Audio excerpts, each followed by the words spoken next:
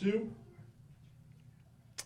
Hello, friends of the Gathering of the Miami Valley. It is a pleasure and a privilege to be back.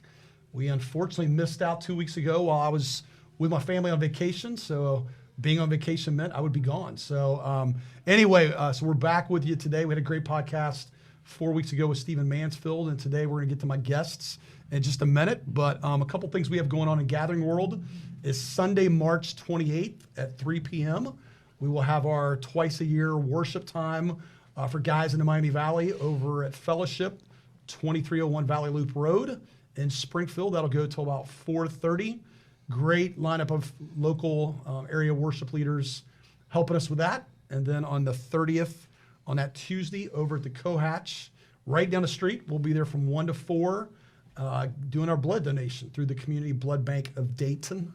And we're excited about that. And if you come, you can get a burrito or a bowl, and Louis Ortega and the Painted Pepper will serve you up with some free chips and salsa. So enough of the announcements, enough of the fun, the business. I'm excited to introduce two guys. And we have a surprise guest, my friend Jared. I did not know he would be with us. We've advertised his dad, Chris. So we are blessed to have from the Liberty Township area, Chris Hartenstein and Jared Hartenstein, newly married. For how long? Since October. Wow. That is definitely, Bob Eubanks would clearly say you are more than eligible in the newlywed game. Have you thought about that? What's your wife's name again? Nadia. Have you and Nadia thought about if you went on a game show like that and had to answer questions about each other, how you would do? I think you should go for it. Ask him a couple. I mean, I think I would do okay. Oh, you do okay? So what would she say if you had 4 choices of what it's like sleeping with you? Would she say you take over the whole bed, that you tend to give her more of the room, that you lay in the middle, and she's got to figure out what would she say about how you are laying in bed?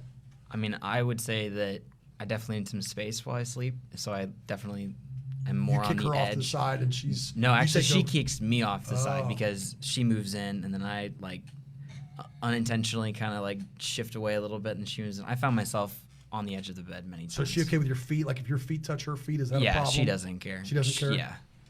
She's very physical touch, so, for her, yeah. My wife despises feet, and I'm not known for good feet. So we could need some counseling here real quick, Chris. So well, it's exciting to have you as a newly married guy, and I think Jared, just I'm really excited not knowing you were coming to have some father-son action, because that's obviously where our hearts beat in the Gathering, and just obviously that's how I know you guys in a lot of ways. So Chris, obviously a friend for quite a while and doing great stuff, and I can't believe how easy this was. I love you. People know that, but I'm like, sometimes it's not easy to get you corralled with your schedule. And this was like that. How did that even happen? You asked, and I prayed about it, and God said, make it a priority. Wow. So I better be making sure I'm talking to the Lord beforehand. We cleared the schedule and to come up and hang out with you guys. Plus, we love you guys. We love hanging out with you guys. Yeah. So Well, if we fun. can support what you're doing up here, we want to do that. Yeah. That's it. It's fun how, as I've texted a couple people and took a picture in our meeting before, that people are commenting back. And I think you and Judah being here, Judah had to leave, but I think people were bummed. Not that your dad wasn't enough, but it was like, wow, we could have Jared and Judah as well. We should have blocked our schedules out to be with you guys. So anyway, so it's going to be fun. So again, this is kind of different. I usually have a list of questions, 8, 10, 12. I always say we'll go where Holy Spirit takes us. And I feel like God said, there's no questions today.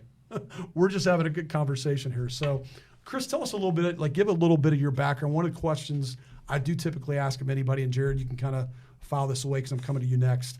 What is your 3-minute testimony? So kind of leading to coming to Jesus, that process, when you came to Jesus. Give us kind of the 3-minute version of coming to Christ.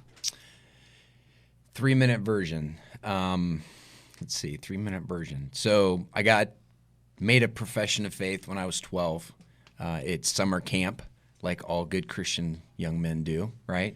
And then got into college, and Bruce Wilkinson came and did this talk on the 3 chairs. And in that talk, yeah, it is. And in that talk, I realized that I was a spiritual leech, and that I was very much enjoying my parents' faith and had really no faith at all. And so I think that was probably the real conversion experience. That's when I really took ownership of my faith. And that began then a significant change in my relationship with God, where I knew this is about me and Him, not about me, my parents, and Him. This is my faith. This is my journey. This is my story that I need to let Him begin to write. So that's kind of my 3-minute salvation experience. You know what's funny? I guess. Bruce Wilkinson has played somewhat of a role in my life. I mean, he's written enough books, and those Prayer of Jabez ones are all about the same amount of length. And his, for me, was it Secrets of the Vine? That's where kids and I are getting ready to do that together. Really? Yep. And yep. I heard him speak in Columbus. A number of ministry leaders from Springfield, Columbus were over there, and I thought, how many? And you don't think of him right away compared to some other people like a Billy Graham or whatever. But I'm like, I think Bruce Wilkinson, Larry Crabb just passed away. I don't know if you're familiar with Larry Crabb. Yep. He came to our church a number of years ago, and it kind of hit me. Like, I remember a couple things he said that were really pivotal. But I think Bruce Wilkinson probably has more impact that way with people than we realize. So yeah, it was a watershed moment for me. Yeah. Yep. 3 chairs. That's pretty famous talk, I think. So Jared, how about you? What would you give us like a 3-minute testimony? So coming to Christ, I mean, I've grown up in the church. Me asking Jesus in my heart was with my mom and my dad, which was, when we lived in Miamisburg, a very long time ago, probably like 16 years ago. I think in terms of actually stepping into my faith, I would say it happened over time as I was doing New Frontier with Dad out in Montana. I started reading a lot of C.S. Lewis. I think, most people I think would say, Mere Christianity or things like that. I think a lot of his fictional writing is what actually put me on the path of wanting to live to see what it meant to be a Christian. Specifically like Chronicles of Narnia and stuff like that. And so I would say that a lot of me coming to Christ was through the mode of story. Than it was necessarily listening to teachings, and that led to then me diving more into the meat and potatoes of the Bible and what that actually looks like. So, did you have you read? This just popped up somewhere with me recently. Someone mentioned The Great Divorce. Have you read that book? Oh yeah, I love that book. And how do you rank that one compared to others? Convince me why I definitely need to pick that up next. Oh man, I'm not sure I'm the one to all I could say is that it makes you think beyond your capacities, and I think that one of the things that it does well is it hits a lot of people where they're at. Because it's kind of got a heaven hell thing going, right? Yeah. So there's a lot of different themes, different in ways that he communicates the truths that he finds in the Christian faith, and I think he really. It's an unlearning book. That's good. So there's books that you read that teach you something new, and then there's books that you read that challenge what you know. To me, when I read The Great Divorce, it was like, I thought that was right. That's not right. I thought that was right. And so I spent a lot of time like going backwards and then going forwards again, like unlearning things. There was a lot of freedom. I think that's kind of how I say it, is that there was unlearning in the book. Yeah, and I think for me, what always stood out to me were some of the nuanced things in the book about, specifically the main character, walking out on the grass and not being able to walk on the grass because he wasn't solid, and so it hurt him, and trying to walk across the river and realizing that he couldn't cross the river because it was essentially like moving rocks for him, and it hurt. And so I think there were things like that began to, in my experience in life, where I saw, like, on a spiritual level, I feel the same way, and I feel those things, and just looking at, okay, what does it look like then to do what he does, which is actually become solid, if that makes sense. Sure. So, well, hey, a couple things. So as you're talking, I'm thinking about, we were just obviously part of a conversation with one of our locker room groups before this, and knowing you guys, sometimes I have people on here that I don't really know, or I've read their stuff, but we don't know each other, and I do know you guys. So we share this podcast out to some churches, some men's ministries, Promise Keepers community group, our friends at Zoe, and other places. And obviously a very important topic is father-son kind of stuff. So we had some great conversation. Chris, you were sharing earlier about not being perfect. You said you were average in many ways on many things, but a lot of average over time added up and weighed in. Jared, hearing that, how did that impact you? Like, do you look at that and say, like, how would you as a son speak to dads who might end up engaging in this conversation, or even women who as moms want to encourage their sons or their fathers or their husbands in that case, as far as pressure's off, you don't have to press. It is a long view, as we talked about earlier, but I think sometimes fathering, you can really learn a lot from a son. So what could you say, how would you encourage dads about fathering their sons? I think a lot of what we, playing the long game. I think being intentional about, I think for me growing up, there was a lot of things that we did, like going out to eat, and we would read books that were really good. We read Prodigal Gods together. I think we did Mere Christianity, which I got some of what we were reading. Like, I understood some of it, but I also just loved getting to hang out and honestly, like, get free food. I always thought that was great. So I love free food, but with Gathering loves free food. So being able to like step into that and be like when my dad was intentional about that showed to me that he wanted relationship beyond just me being like fixed or whatever and being fine. So I think playing the long game in terms of having the small touches as you go, being intentional about spending time with your son, with your daughter. Getting to know their heart in a way that that God's created them, not to make them something necessarily you want them to be.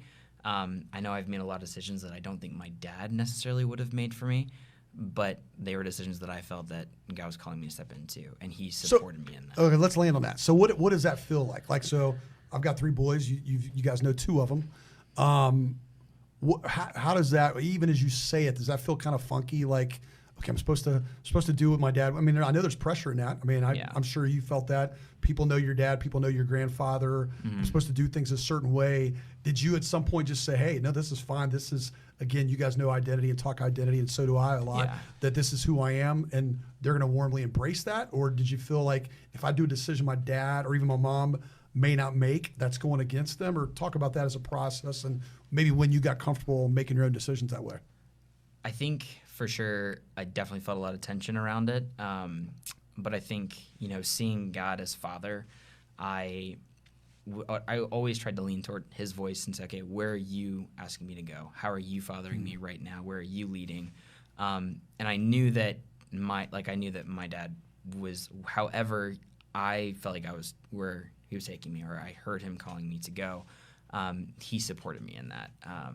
Ultimately, as a parenting goal, we weren't trying to get our kids to listen to us. Ultimately, what I wanted to help Jared do is tune in, know, be able to discern the Father's voice from all the other voices, including his own voice and including mine. And so when he got to a certain age, it was like, okay, Jared, like, you tell me what you hear God saying, and I'm going to pray that you have clarity. And I'm going to pray that I get some sort of confirmation, because there's been some wing dingers in the last couple years. Like, there's been some last 18 months, we've had some big ones. And I didn't even know I didn't even know he was dating somebody when you got married. I watched your wedding video a decent bit live. I happened to turn on Facebook, and there it was. I'm like, I didn't even know he was dating anybody. Like, what's going on? That was a fun one. The one before that was fun too. So that does qualify as a wing dinger? Yeah, it was. It was. But the point was like that Ruth and I had prayed and realized like, hey, our voices are not always going to be here. Mm-hmm. And ultimately, I'm not responsible for Jared's story and him trusting the Father. I'm responsible to make sure that I've helped him hone his ability to listen. And so when Ruth and I had confidence, and a lot of the conversations Jared and I have, I think Mom's kind of on the outside looking in, but she's pushing us to have conversation. When he would come to me and say, Dad, this is what I'm hearing, then we would work through that. But it was his responsibility to begin to hear, because it's now time for him to relinquish the pen. So you had to have had a moment, though, I would think, and I guess probably only you can really speak to this, Chris. You had to have a moment at some point where, okay, Jared or one of your other kids, hopefully he's hearing the Holy Spirit, but you see something different than what you thought it would be. Was there ever tension in that? Like, okay, Jared's saying he's trusting the Lord here. I see it a little bit differently. I mean, is that just, okay, I freely trust you, God, go do your thing, Jared? Or I still see it differently, and you're not making a decision I would make? I mean, I would think at some point, I don't care how mature you are, we've obviously had real and honest conversations. Yeah. At some point, that would seem like it's got to conflict. Like, all right, God, is that really what you're doing? Or because Jared's doing something I wouldn't. Well, I'm a little bit more of a balance of head and heart, and that's what 50 years does to you. Jared is very heart driven, and so there are times when he'll bring me something, I'm like, okay, it's emotion or it's feeling, sure. And it's like, no, Dad, it's my heart. I'm like, are you sure? Like, it's your heart. And what I would do was go away and say, okay, Father, like, what are you doing here? Like, he decided that he didn't feel like he needed to go back to college and not go back at all. And that was like, oh, are we sure? And in the back of my mind, I'm like, hey, he's just going to take some time off and it's no big deal. I'm going to come back into it. And then he signed up at Cedarville and said, hey, I think I'm not supposed to go. And I remember very distinctly God just going, to me, this is the path. Like almost like that Jared's like the Mandalorian. This is the way. And that Jared's good. And so part of me letting him listen to the Father and step into the Father's path, what God has for him, is me being in tune enough to the Father's voice to hear, the hand on the shoulder, right? Was there ever a time in that when Jared was doing something and you didn't get that confirmation from God where you felt like, okay, maybe he didn't hear the Lord here, or maybe it's rebellious, or maybe it's sinful, or maybe it's whatever, and you had to step back in, or Ruth had to step in, and what's your mom, by the way? Is she more head or heart? I don't know Ruth that well. Head. Even say. Mom's more head, I think. Okay. There was a couple things, with friendships that were kind of weird.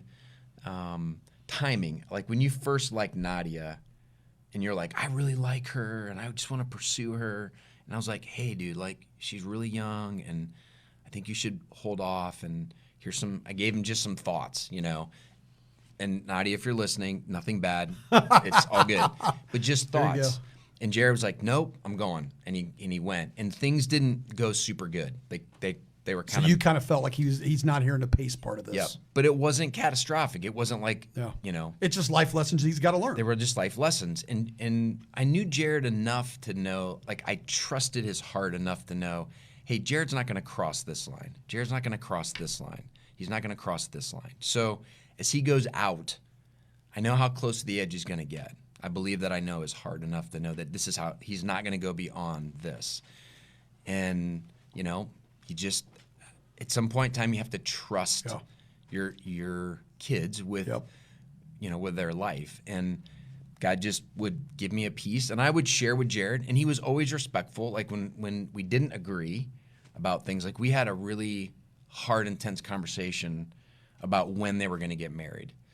And, there's this common sense where he said, hey, we want to get married. We think we're going to get married in October. And I'm like, of 2021, which, by the way, no, it's 2020. 2025. And I said, well, let me pray about it. And I was already feeling. And this was when again? What part of last year? This was August. Wow. Like, this is fresh. Like, and I'm like, not 14 months from now. No. 2 months from now. Yeah, it was like a couple of months. We were still in Montana planning the wedding. And so he shared his heart with me. And I said, well, let me think about it. And what came to mind for me was just this logical, like, hey, yeah, that's great. Like, we think she's awesome. You should get married. But why don't you give yourself some time to, like, actually know each other? You've dated for, like, 15, 16 minutes, and maybe we could go longer. And I'd tease him about it. No, literally. I will say, caveat, we have known each other for 7 years. So Yeah, since they were 12 and 9 or something. I don't know. Okay.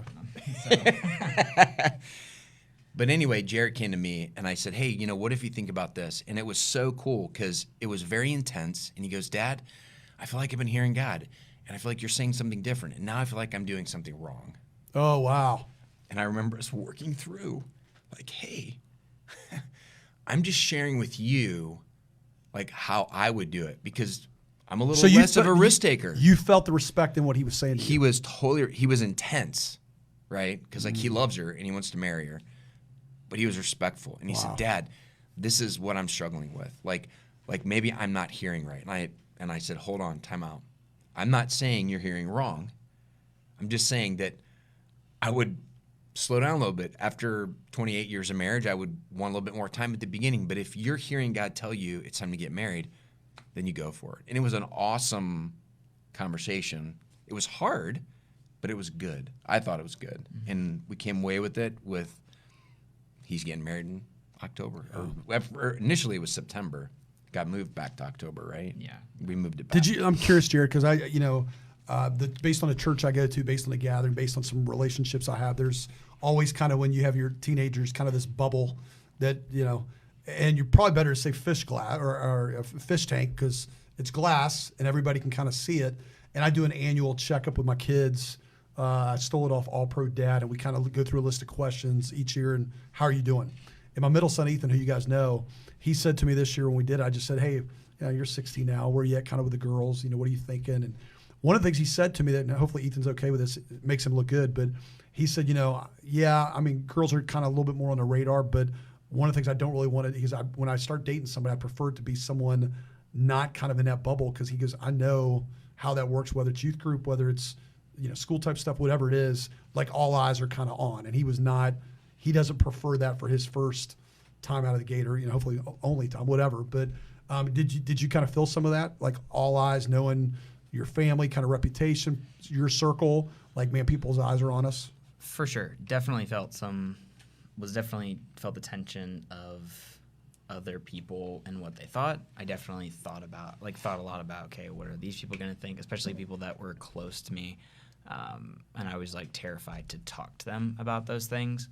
And I think one of the things that Nadia and I talked about was like, we know that this is a game changer, and so we have to be sure that this is what we're supposed to do. Because you're probably smart enough. I mean, from what I know, you're not saying, "Oh, we'll give this a shot, and if it doesn't work out, it doesn't work out." I mean, you knew this is I knew for like, life, and you see that in your parents and your grandparents. And her family's the same way. We've both grown up with marriage as a lifelong covenant, not as a 5-year sprint. And so we were super intentional about like, okay, we know. Not necessarily all of what we're getting ourselves into, because I don't think you can until you actually get married, but we knew a portion of it, and we felt like we knew enough and had enough of a support around us to step into that. And so we did, and I mean, it ended up, I look back on it now, and I think it was the decision that God, I think it was what he had, and it was the story that he was writing. Isn't that amazing, the confirmation right there? That confirmation sounds so legit, it's not even funny.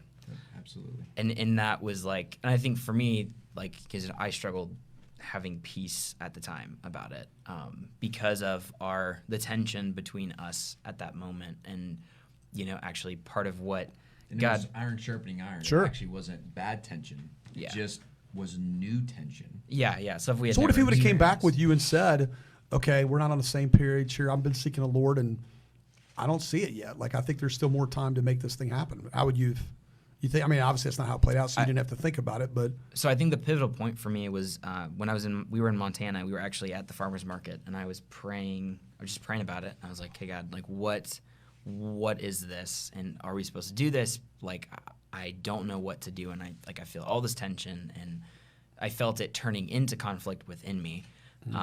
And God brought to mind in The Horse and His Boy, C.S. Lewis, Chronicles of Narnia, when Shasta was, after he had gone to Arkenland and told them that, what were their names?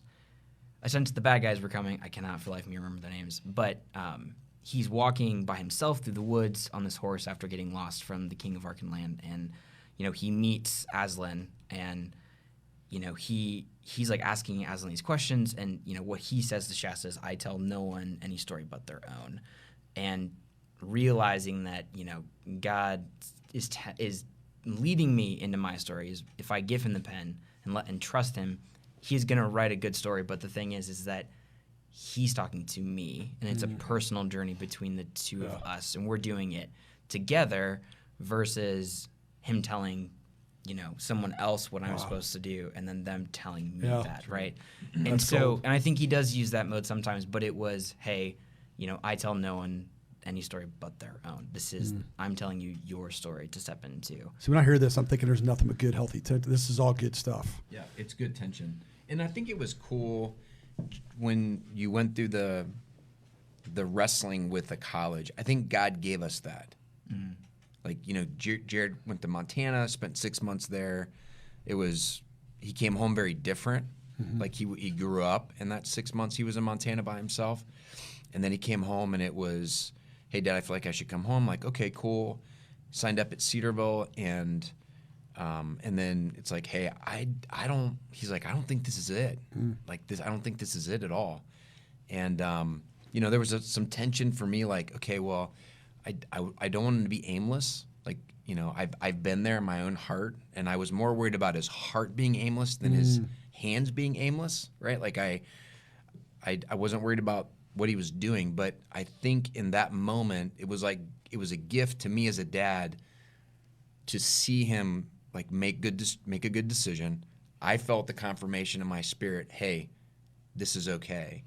And so when we got to the stuff with them getting married and it coming super quick on the heels of a really hard summer too. I think that was the other part. We had a really rough summer last summer. Just overall, it was just hard.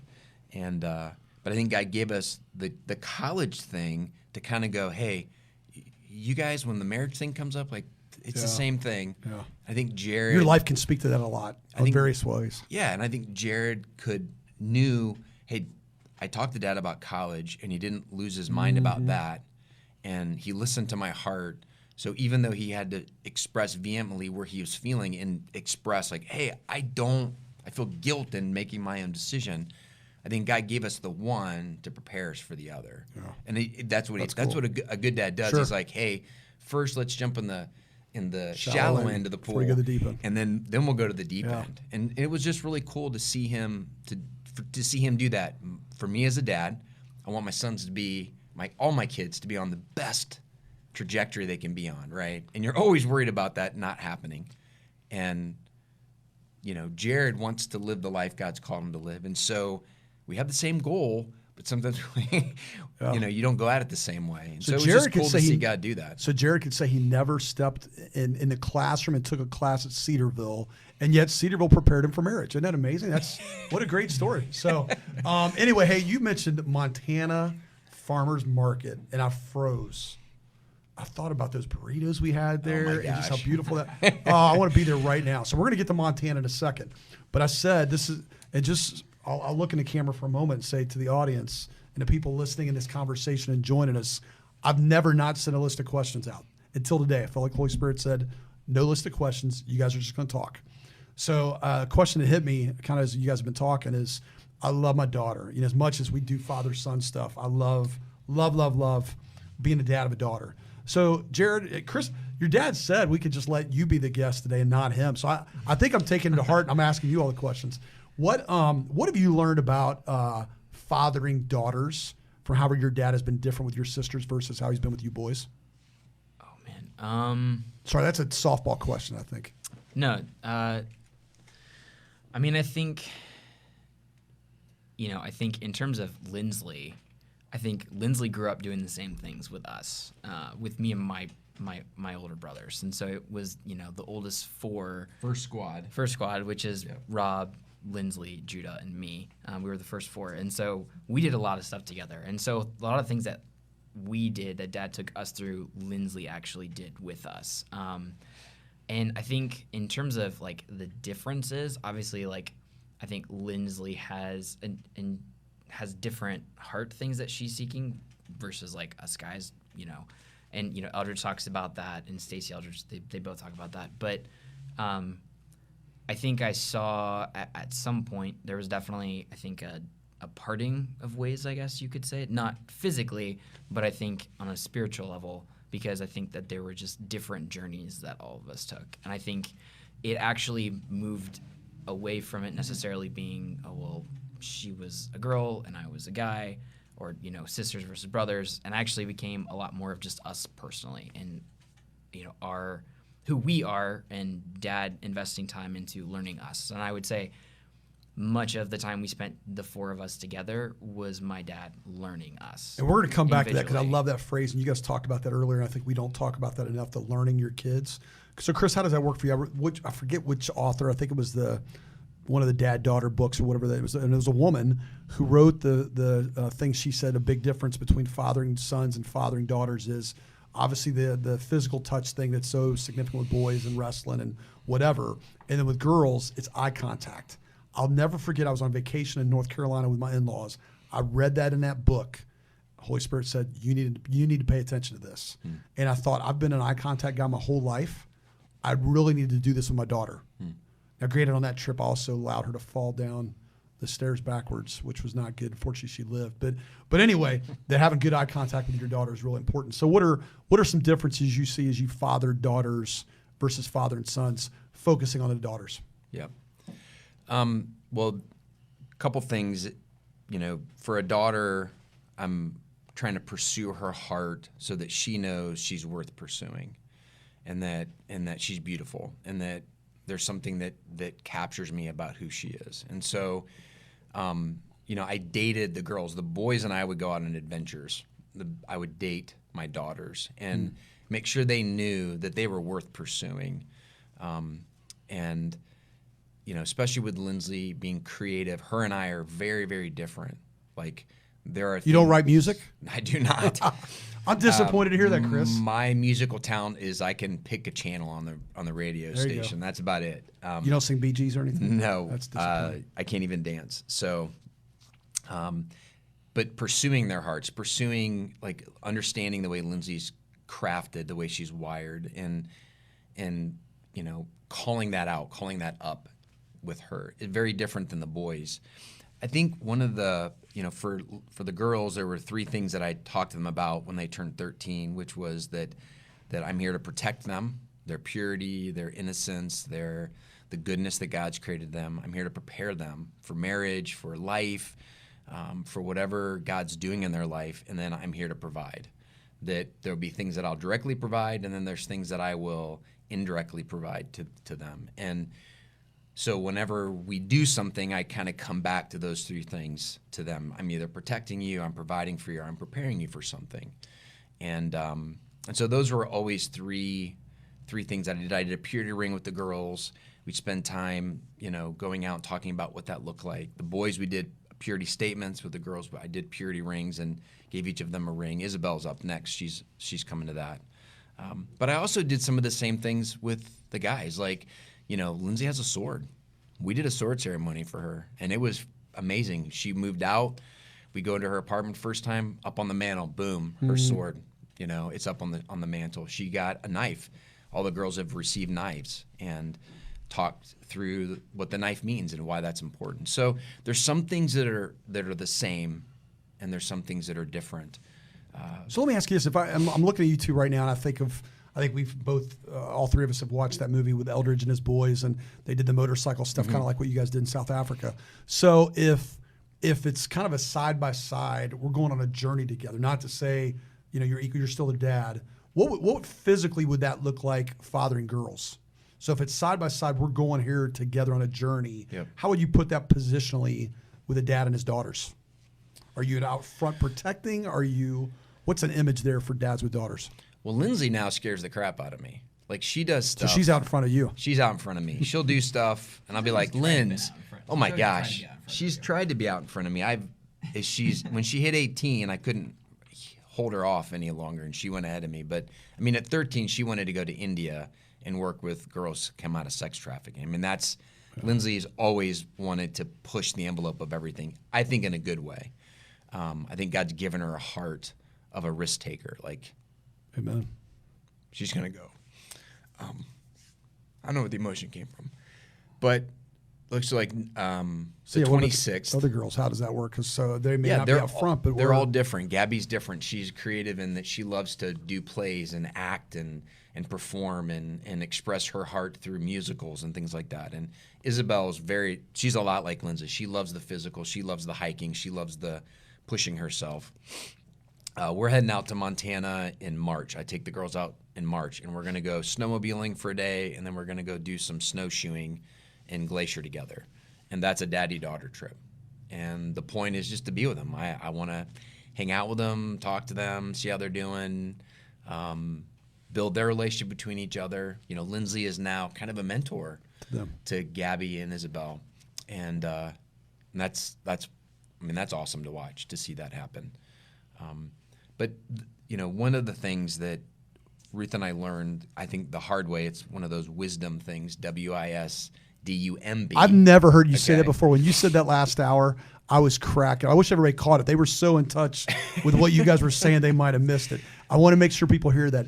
Wisdom, WISDUMB. be. Yeah, never heard that. I love all the it. dumb stuff that I've done that doesn't work has led me, to the right things to do. It's kind of like 1,300 different ways to not make a light bulb. The light works. Edison, so, anyway, and I'm not sure where I was going with that. Wisdom. What were we talking about? I totally lost my train of thought. I'm good at messing people up. When you don't have scripted questions ahead of time, that happens. We're talking about taking the girls out. Taking the girls out, Lindsley mentoring them. That's what happens. You turn 50. You just forget. I'm 51. I'm that much worse. Well, hey, But anyway, sorry. Let's I know where I was transition going with to that. this. We obviously need to share a little bit to tee up Montana because Montana is going to be a significant part of this conversation. But talk more about Hardco. So just so people listen who know Hardco, what you do, maybe a little bit of the transition from your dad to you, and Yep. maybe give us 5 minutes of Hardco. Yeah, so Hardco is a small manufacturing company in Cincinnati that I've owned since 2000, November 20th of 2000. Yep, this was 20 years for you last Yep, year. a little over 20 years. Yep, and we take liquid plastisols and we cast it on paper, throw it on cloth, and it goes into things like we make linings for every leather football made in the world. We make stencils for sandblasting, flooring for clean room environments, components for clean room boots. All of it is based on our coating technology, and then we vertically integrated into die cutting, inspection, stuff like that. What Hardco really is, like that's kind of what Hardco does, but who Hardco is that we are a economic engine to fund and to build the kingdom. And the business is structured in such a way that And that's not just language. No. We know that's not just language. Well, over the years, starting with my dad, who started off when there was like no real understanding of what it looked like to have a Christian business, which by the way, you can't take a business to heaven, but That's right. Not an adjective. he laid a foundation of biblical principles and truths and how to flesh that out. And then we then built on top of that when he passed the mantle on. We built on top of that, like how do we get our hands dirty? Like how do we not just do the work and then give the money away, but how do we engage in building the kingdom? And that's when it went from being kind of like that idea of a business run on Christian principles to a economic engine to fund the kingdom. And so we, do prayer, we do Bible studies, we do huddles like discipleship with the guys. We're actually in April, like just about everybody in the whole company is going out to Montana to do a big trip to set up one of the new things that we're doing with the ministry. Almost every penny outside of what we bonus and what we help pay for our employees' college goes right back into some ministry, some trip, some aspect of building the kingdom. So it's a tool to use to build his kingdom, what he wants to do here. So that's a little bit about Hardco. And talk about Montana. So again, Judah and I were talking at, lunch, waiting in line to get his food. That again, we kind of coined the phrase last year about taking a Montana pace into an Ohio place. Mm-hmm. So why Montana? Well, in my early 30s, I grew up in a Christian home, went to a Christian high school, went to Christian college, and I had well above average parents, and so I got a lot of the Christian, and being kind of a head person, I had a lot of head knowledge of who God was. And I knew all the really important things about the Bible, like the shortest verse and that Methuselah lived to be 969, all those really important things about the Bible. But it really hadn't sunk into my heart. And I was running a business I had owned, and we were successful and things were going well. And, I had 5 kids and a marriage. And so there was just this thing in my heart that like, hey, I'm doing all the right things, but my heart doesn't, like something inside is missing. I'm missing the mark somehow. And actually stepped out of church for a couple of years and did the junior high stuff with the boys. And that was my whole church experience. And I started reading all the things Jared had been mentioning, like Lewis and Eldridge and Tolkien, and pulling up stuff I hadn't read in forever, and Anna the Cross and Brother Lawrence and Tozer, like just stuff that we never read growing up. I feel like Tozer must have spent a lot of time in Montana. When I read his stuff, I'm like, this guy's been in Montana. It's pretty crazy. And And so that began an awakening. And in the midst of that journey, God took me to Montana. And it was a very lackluster trip as far as like things that I learned. But I got into nature and I got out. And God just began to speak to my heart in a way that I'd never had before. And so I was cycling at the time, and the owners of the ranch, an amazing godly family, said, hey, why don't you come back out next year? We got this big facility. Nobody's using it. Why don't you come back out and bring some friends with you? And so I had a group of guys I was riding with, and we went out the next year in Redwater Heart and spent a week in what we call the bunkhouse, and did a bicycle trip all through the state of Montana, and something just clicked. And Montana began to be my heart home. Like, it just began to be this place where God just was so alive to me. And a couple years later, I took Rob out with a group of dads and sons, and that kind of began what became the early years of the New Frontier. We did, things we'd never done before: whitewater rafting, horseback riding, motorcycle riding, bicycle. Like, Rob literally rode on a highway, an interstate highway, at 14 years old on a bicycle with massive trucks riding by. And Ruthie Price, I don't think I've even told her this yet, so she's going to know now. But on these adventures, this feels good. We're getting some breaking news stuff here. Yeah. And so that began that process, and Montana just became a very special place. And we began to do things there and build things there and build community there. And then the next year, Judah came out, and we did each year when the boys turned 13, that was their year to come out.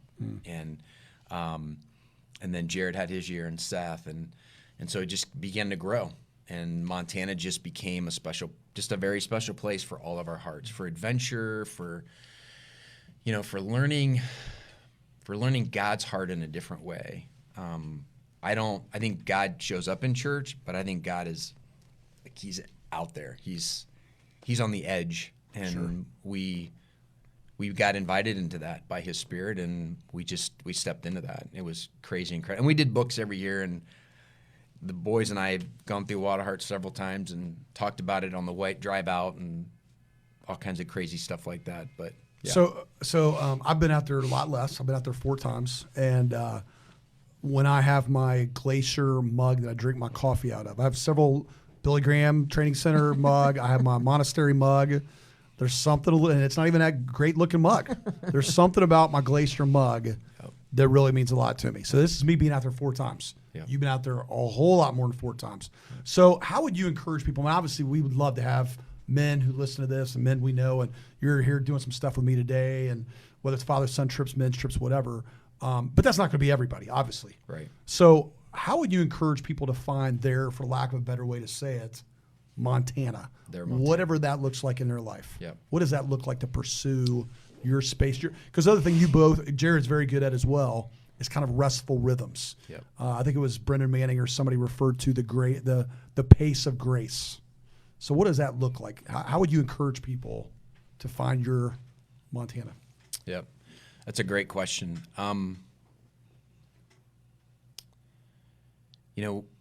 Going out to Montana it helped us see how God operates. So in the early church days, first, second century, all people didn't just believe that God created the earth. They believed that the earth was sustained by his presence, by his heart, by his power, and that they were sustained by that it wasn't just food and it wasn't just drink, that it was God's sustenance, that there was something in it that God gave to them that completed them and filled them. And so not some pantheistic sort of ideology, but that you can feel and sense God through what he's created because it's sustained off of him. He's coming through that. It's radiating through him. And so what I would say is, like, number one, God is after our hearts. So what captures your heart? I have a friend, Corey Carlson, and Corey loves the city. Now, Corey and I love each other, and we will love a lot of things together, but I can promise you right now, we are never going to love, like, a city brings Corey's heart alive, but it's his heart that it brings alive. When I'm out in Montana, when I'm out in nature, my heart comes alive, right? It's the same heart. And so I think the first thing is to like realize that God's after your heart. So what captures your heart? Is it going down, sitting in a park in a city? Is it taking pictures? Like I remember one of the first things that Jared found that was a place of rest for him was photography. And he got into photography and just started taking pictures of stuff, and that created a place of rest for him. And so the first thing is to realize like this is about your heart. It is about rest, like it is about taking a break and having silence and things like that. But it's really the deepest part is about your heart. Where's your heart being fueled? Yeah. What's adding to you and calming you and giving you life? You know what's so interesting about that? That's so simple on one hand, and yet we so don't do it in many ways. I'll never forget when I went on sabbatical 7 years ago. I'm actually getting it again this summer, which I'm excited about. Thank you, board. I called Mark Batterson, who's been somewhat accommodating when I need to talk to him about something, and I said, "Hey, you've obviously done this, and tell me, like, what do you do for sabbatical, but from your perspective?"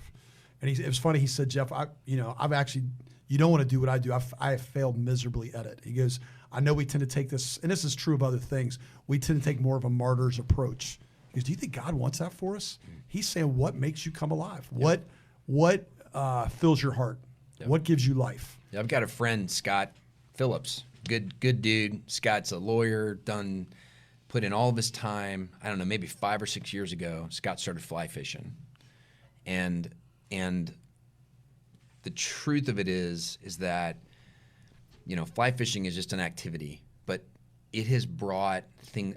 Scott and I've been on a journey of friendship over the last 7 to 8 years, and watching Scott's heart come alive. A part of Scott is alive today because he fly fishes, and I see a different person. And that's sacred. It's very like holy. I get a little emotional sharing it because like when he goes, it's not fishing. He is like, take your shoes off. You're standing in front of a burning bush. Like it brings joy.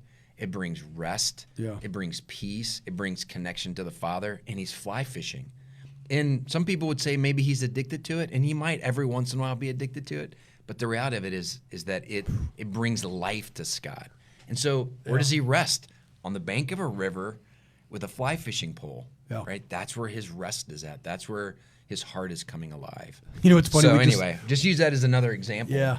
We just took our senior pastor and his family and our family to Norris Lake on a vacation. And I told our senior pastor, who's a good friend, I said, "I didn't tell you this, but because I'm allowing you to come stay with us in this place that we were blessed to get gifted for the week," I said, "I want a choice in one of our sermon series we're going to do in the next year."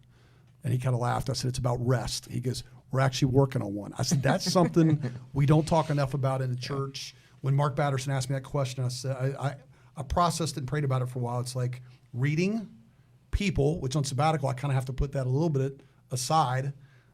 It's travel, and it's books, and music too. But and it's like, well, why do I fight then? Why do I want to be a martyr? Go do what gives me life. Yeah. Jared, how does that work for you? What are some things that make you kind of fully come alive and give you rest and life and Montana? I think, definitely Montana for sure. I think one of the rhythms that I found in Montana is the time that I spend by myself just writing and reading, specifically writing. I have a lot of poetry that I have never let anyone read, but it's so you can't be on a podcast like this. Or no, I'm not saying drop one on us. Come on now, if you say it like that, I don't know if I have any on me at the moment. Well, we're gonna talk to your dad for a little bit, and you go find one. I've got, if you want to, I have an Instagram account with some on there if you want to follow it. But, that's a plug. You better plug that right now and let people know. J.A. Hart, if you guys want to look it up. But one of the that's one of the things for me that helps my heart come alive. And I think what I've learned is that and I think it's Matthew 11 when Jesus talks about rest, when he's like, rhythms of grace. Yep. And he calls people to him, and then he says, he doesn't tell them to sit on the couch though. He doesn't tell them to veg. He doesn't tell them to turn on some Netflix and yeah, exactly. Although they can be holy. Sometimes sometimes you need that. But he says, "Come and take on my yoke." And so for me, the time when I feel most at rest is when I'm doing things with him. Many times that is sitting and being by myself and just journaling. And And a lot of the time that is just sitting and reading. Like last week I was sitting down reading Clement of Alexandria, who is, one of the early church fathers who lived between 150 AD and 215 AD. And There's your easy Saturday afternoon reading. But like I loved it. I was digging it, and He was geeking us all out during the week. I was No doubt. losing it. And so it's one of those things where it's exciting because it speaks to my heart, and it's Sure. something that God uses to speak to me. And I think Amen. that's been the thing for me is like, I think sometimes, for me, I like to make resting more about doing, when I think a lot of the time it's like, where's my heart at? What's Sure. my heart posture? What do you need in the 'Cause- moment? Yeah, because like even in the chaos, even in the conflict, I can be at rest. Amen. That's good. So that's for me. That's the thing that like what has really come to mind, and having those rhythms of spending time with God, being in a relationship with Him, is what brings that rest. Even in times of tumult, I've been able to go back to that place with Him, Sure. and He continues to speak into me. So 2 questions, because we need to probably wrap, and I got about 10 more things I want to talk about. This stinks.